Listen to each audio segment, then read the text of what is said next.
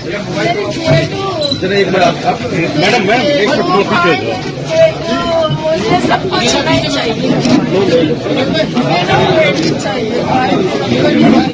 नमस्कार, मैं उपेंद्र कश्यप और आप देख रहे हैं फोर्थ न्यूज।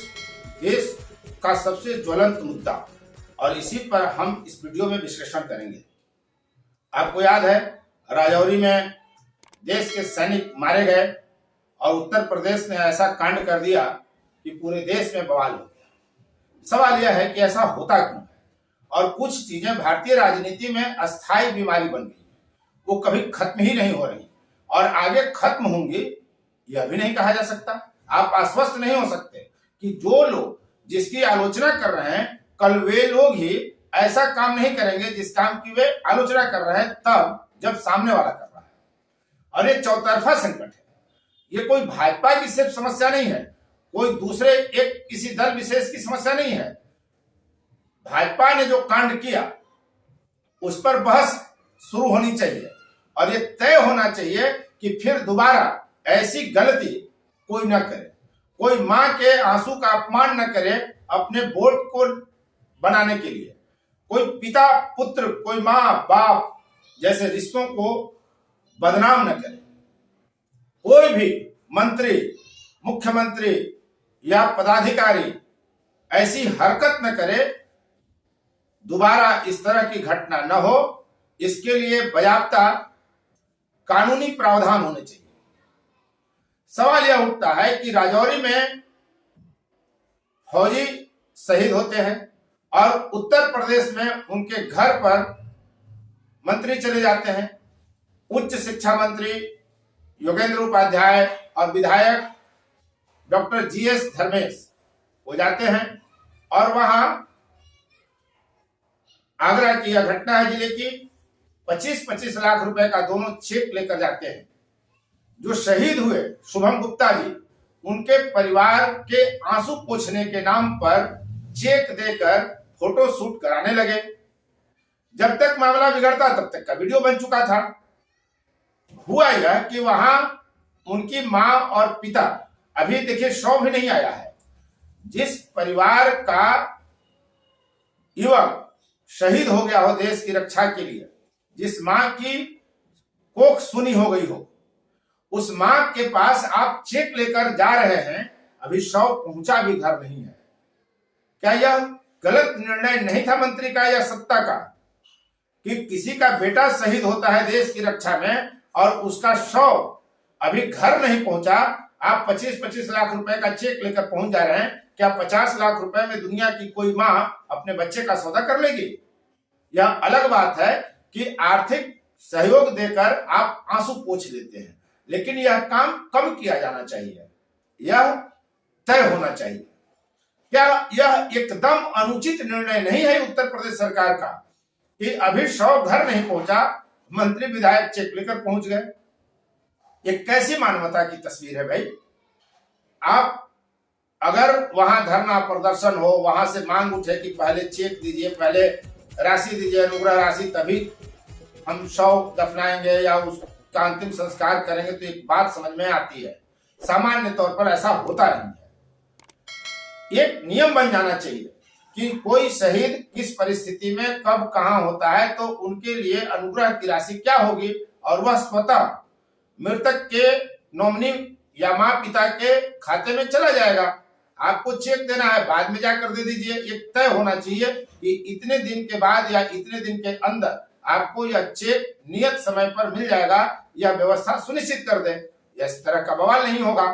अब जब वहां मंत्री और विधायक जाते हैं तो शहीद की मां पुष्पा देवी बार बार कहती है कि भाई यहां प्रदर्शनी मत लगाओ, यदि बुला सकते हो, तुम में यदि साहस है, तुम में अगर क्षमता है तो यदि बुला सकते हो तो मेरे बेटे को बुला दो, लेकिन इस तरह से फोटो शूट करके प्रदर्शनी मत लगाओ। ये बात बार बार उनकी मां कह रही है और स्थिति असहज जब हो गई तो उस स्थिति की नाजुकता को समझते हुए शहीद शुभम गुप्ता के पिता जो एडीजीसी भी हैं, उन्होंने नाजुकता को समझते हुए चेक ले लिया ताकि बात बहुत दूर तक न जाए। लेकिन तब तक का वीडियो तो बन चुका था। वीडियो तेजी से सोशल मीडिया में, इंटरनेट मीडिया पर वायरल हुआ। स्वाभाविक है कि प्रतिक्रिया विपक्षी दलों की आएगी। सपा ने कहा कि ये फोटो शूट हो रहा है, विलखती मां के आंसुओं का यह अपमान है। कांग्रेस और आप ने भी इस घटना की तीखी आलोचना की। सोशल मीडिया पर मंत्री योगेंद्र उपाध्याय और विधायक डॉक्टर जीएस धर्मेश का इस्तीफा मांगा जाने लगा। बात इतना हद से आगे बढ़ गया कि बवाल हो गया और यह अपमानजनक स्थिति बन गई। तब मंत्री योगेंद्र उपाध्याय सामने आते हैं और वे कहते हैं कि यह मां की वेदना थी जिसे राजनीतिक रूप देना गलत है। इनका बयान सही है या गलत है ये बात अलग है, लेकिन इन्होंने सफाई दी। लेकिन सवाल यह उठता है कि क्या इस देश की यह पहली घटना है? क्या यह घटना देश की आखिरी घटना है? हम जब मानव की सेवा कर रहे हैं तो हम चंद रुपए, कुछ सामान किसी पीड़ित परिवार को देकर फोटोशूट क्यों करवाते हैं? अगर हमारे दिल में यह इच्छा है कि हम पीड़ित की सेवा कर रहे हैं, निस्वार्थ भाव से सेवा करने की दुहाई तमाम समाज सेवी देते हैं, तमाम समाज सेवक देते हैं, तमाम राजनीतिक दल के लोग यही कहते हैं कि हम मानव की सेवा निस्वार्थ भाव से करते हैं, तो यार फोटोशूट क्यों करवाते हो? और ये सिर्फ आगरा में नहीं होता, ये हर जगह होता है, कस्बों में होता है, गाँव में होता है, पंचायत स्तर पर होता है। जो जिस स्तर का नेता है वो अपने क्षेत्र में इसी तरह की काम करता है, कुछ देता है और उसके बदले वो बाजार बना लेता है। सब कुछ बाजारवाद के हवाले हो चुका है। छोटा से छोटा नेता या बड़ा से बड़ा नेता, मंत्री, मुख्यमंत्री, प्रधानमंत्री, किसी को अनुग्रह राशि देते हैं तो फोटोशूट करवाते हैं। ये किसी एक सत्ता, किसी एक दल की बीमारी नहीं है। इस दलदल में सभी समाये हुए हैं और इस दलदल से निकलने के लिए कानूनी प्रावधान होने चाहिए कि कभी भी आप बिलखती मां को, पीड़ित महिला को, पीड़ित बच्चे को, पीड़ित पिता को यदि आप राहत सामग्री दे रहे हैं, यदि आप उन्हें अनुग्रह राशि दे रहे हैं, चेक दे रहे हैं, तो उसका नुमाइश न करें, प्रदर्शनी न करें। आप चंद रुपए देकर किसी के उजड़े हुए कोख को नहीं भर सकते, उनके दुखों को आप कम नहीं कर सकते। उनको क्या लाभ होगा, क्या हानि होगा, यह तो समय बताएगा। लेकिन आप तुरंत अपना लाभ ले लेते हैं, वोट बैंक के रूप में उस फोटोशूट को तब्दील कर देते हैं। कोई भी फोटोशूट जब आप करते हैं तो आप अपना वोट बना रहे होते हैं। समाज में यह संदेश देने का काम करते हैं कि देखिए मैं समाज सेवक हूं, मैं सत्ता में हूं, मैं जल्दी कोई निर्णय लेता हूं, पीड़ित के आंसू पोंछने में तुरंत घर पहुंच जाता हूं, तुरंत उनको राशि दे देता हूं। सांत्वना, दिलासा देने के लिए आप जाइए और वहां पे बात करके बता दीजिए कि इतना राशि आपको, अनुग्रह राशि सरकार, राज्य सरकार दे रही है, इतना केंद्र सरकार दे रही है, इतना कुल राशि आपको मिलना है, उसका चेक मिल जाएगा, एक प्रक्रिया है, मिल जाएगा। उस प्रक्रिया को आप प्रचार में बदल दे रहे हैं और वोट बैंक बनाने का काम कर रहे हैं। यह कतई कभी भी किसी भी परिस्थिति में देश के लोगों को स्वीकार्य नहीं होगा। और ऐसा करने वाले तमाम राजनीतिक दल, तमाम नेता कहीं न कहीं समाज सेवा के नाम पर व्यापार कर रहे हैं, बाजार बना रहे हैं, अपने वोट का, अपनी छवि का बाजार बना रहे हैं और उसका लाभ उन्हें रिटर्निंग में वोट के रूप में मिलता है। इस उम्मीद में वे ऐसा करते हैं। तो इस तरह की स्थिति कहीं नहीं आए, कहीं भी कोई व्यक्ति इस तरह का काम न करे। इसके लिए देश में क्या कानून नहीं बन जाना चाहिए? क्या व्यवस्था दुरुस्त नहीं होनी चाहिए कि एक नियत समय पर नियत राशि मिल जाएगी और उसमें कोई घपला नहीं होगा, चाहे वो शहीद हो, चाहे वो पीड़ित हो या वो पीड़िता हो, किसी भी तरह का। जब आप सहयोग राशि, अनुग्रह राशि, सहयोग सामग्री दे रहे हैं तो यह सुनिश्चित करिए कि वो एक नियत समय पर, नियत प्रक्रिया के तहत सहजता से पीड़ित को मिल जाएगा और इसके लिए फोटो शूट नहीं होगा।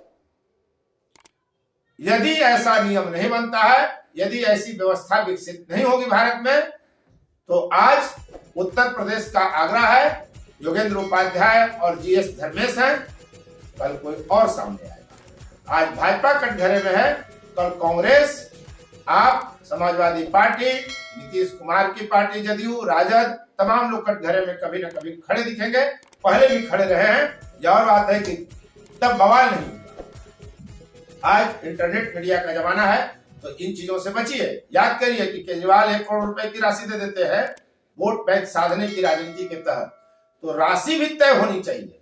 यह बात उचित नहीं है कि कोई व्यक्ति की किसी मौत पर 1 करोड़ मिल जाए और किसी व्यक्ति को 1 लाख रुपया भी न मिले। ये कतई अनुचित है। इसे बर्दाश्त नहीं किया जाना चाहिए देश के लोगों के द्वारा, और इस पर सबक सिखाए जाने की जरूरत है। और यह सबक मिलना है कि आप कानून बनाओ, तमाम प्रदेशों में एक कानून होना चाहिए, एक व्यवस्था विकसित होनी चाहिए कि कैसे अनुग्रह राशि नियत समय पर मिल पाएगा सहजता से पीड़ित परिवार को। फोटोशूट पर प्रतिबंध लगाया जाना चाहिए, चाहे वो गांव, कस्बा, पंचायत, जिला या प्रदेश के स्तर पर हो, या दिल्ली और प्रदेश की राजधानियों के स्तर पर हो, या महानगरों के स्तर पर हो, कहीं भी इस तरह की हरकत नहीं होनी चाहिए। आप इससे कितना सहमत हैं? अपनी प्रतिक्रिया, अपना विचार कमेंट बॉक्स में जरूर व्यक्त करें। आप देख रहे थे फोर्थ व्यूज और मैं उपेंद्र कश्यप। धन्यवाद। फोर्थ व्यूज, चौथा विचार, बाकी ठीक है।